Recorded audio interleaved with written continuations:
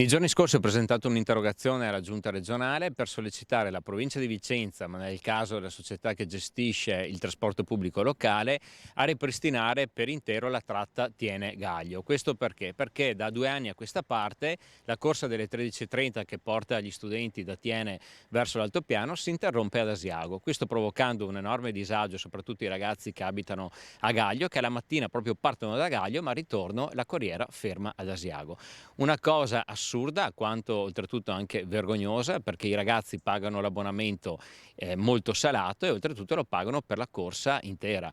E SVT fino ad ora non ha dato nessun tipo di risposta, quindi noi pretendiamo giustizia perché i cittadini di montagna non sono cittadini di serie B, pagano i servizi e li meritano completi. Voglio che la tratta venga ripristinata per intero perché sono cittadini come tutti gli altri, pagano le tasse e oltretutto subiscono già di disagi vivendo in montagna, dovendosi alzare presto la mattina, e non possiamo pretendere che questi ragazzi tornino alle 2, 2 e mezza del pomeriggio perché SVT non fa il suo lavoro come dovrebbe.